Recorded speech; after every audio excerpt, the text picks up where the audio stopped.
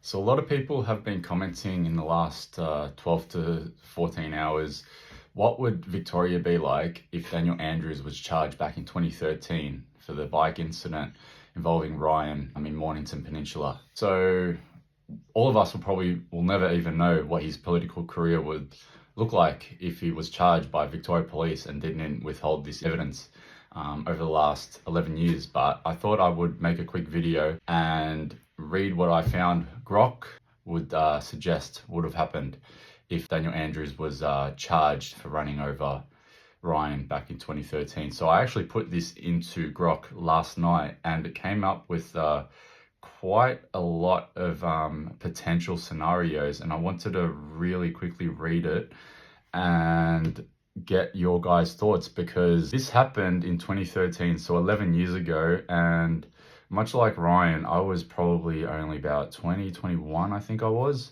So I wasn't, politically active, if you want to call it that, and I have no idea what Victoria was like back then, from memory at least, let alone over the last 3-4 years.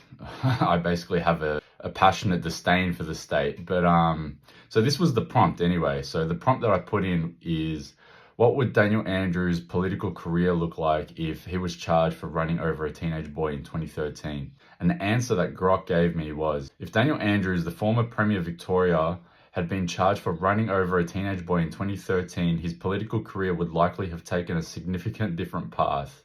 Here's a speculative overview of how his career might have unfolded. So this is speculative, by the way. This is not real. We'll never know what really would have happened, but this is just speculative. Okay, so the first step is that immediate political impact on his career. So there would have been a media frenzy, 100% there would have been.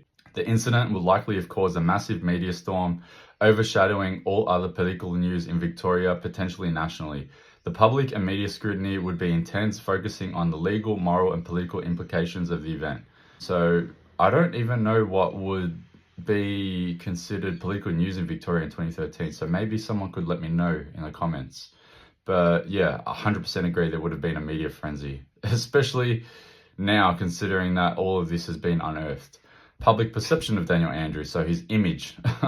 The thing that's probably scrutinized the most out of all things Daniel Andrews. Daniel Andrews' public image would be severely tarnished. Well, either way it's tarnished. However, even if the legal outcome favored him, the perception of wrongdoing or negligence could have been hard to shake. Well, that 100% agree. That's not even speculative at this point. Legal proceedings. So he would have been charged and trialed. So depending on the specifications of the incident, like whether it was an accident, negligence, or intentional, the legal process would take time, during which his political activities might be on hold or severely limited.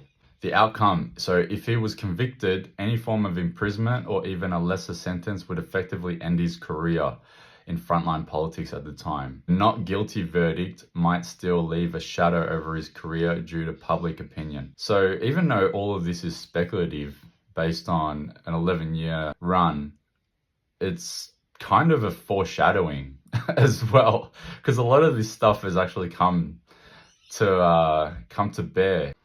Political career and post-event. So he would have resigned.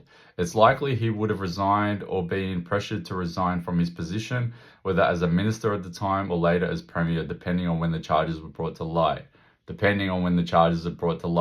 So we can't go back in time. However, he's no longer a minister, he's no longer a premier, and he's resigned.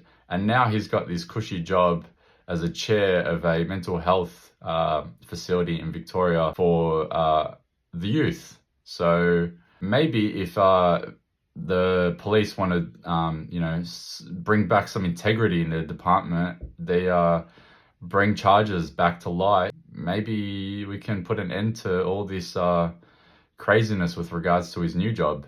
The party dynamics, so the Labor Party dynamics in Victoria. The Labor Party would have faced a dilemma. They might keep him, but it will alienate voters, or they might remove him, but it will be seen as abandoning a party member. There would be internal party politics, which could lead to leadership challenges or a change. The long-term implications. Now, this is basically where we are now. It's been 11 years, so it would have been a return to politics. So if charges were presented back in 2013, There would have been, and if there was no conviction, there would have been a return to politics, but it might still be possible for public rehabilitation, focusing on community service or other less controversial roles. So this is probably what he's trying to do now with his role as a chair of a youth mental health facility. He's probably trying to rehabilitate his public perception. However, this curveball that came out last night has now probably put a wrench in him trying to rehabilitate his public perception. However, achieving the premiership or similar high office again would be incredibly challenging due to the lingering stigma.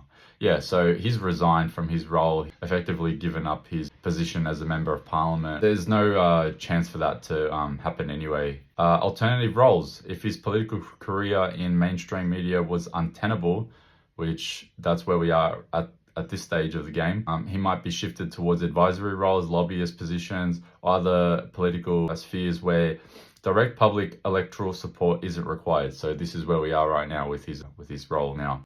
His public life and legacy, here we go. So his legacy will be significantly altered. Discussions would forever include this incident, 100%, overshadowing his policy achievements. What policy achievements? But yeah, his legacy is interesting when it comes to this because they're going to erect a $100,000 statue probably in the middle of Melbourne where the other premier statues are. This coming out, this potentially being reopened by police, if they so willingly do, might overshadow the potential for that statue to be even erected. Now, in my personal opinion, I'd love to see that statue get erected. And I'm just going to leave it there. Advocacy.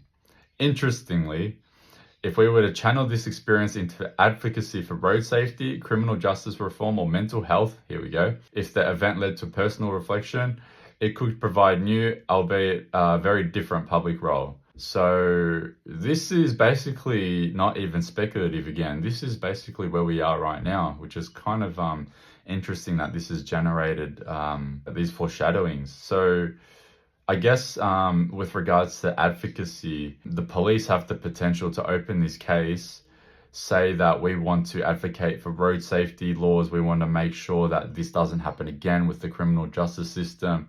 There might be an investigation within the police department itself that was involved at the time. Mental health reform, well, that again is kind of scary foreshadowing because of, one, the role that Daniel Andrews is currently being awarded, but two, also the mental health scarrings of people that have now been affected by his actions over the last 3 years.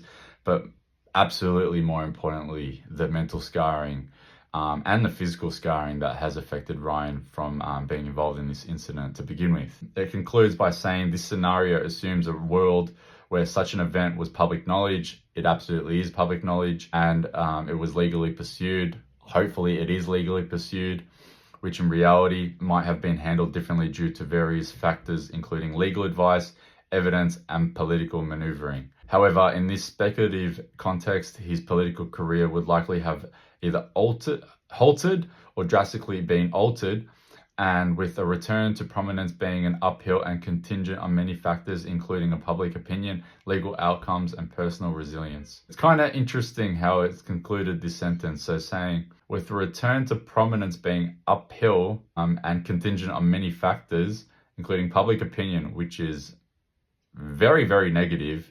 Even if it was only 51% negative, it's still very, very negative. The legal outcomes, well, that's to be determined, I guess, and the personal resilience is quite interesting. This guy has not shown any personal resilience, at least over the last few years, let alone the last few months. Because if you've seen photos of this guy, he looks like that the guilt and mental burden of the things that he's done over the last few years in Victoria during the COVID pandemic started to weigh up on him, both mentally and physically. Anyway, this is what would have happened, maybe, had he been charged in 2013. And I guess we'll never really know what Victoria would look like to this day. Let me know your guys' thoughts.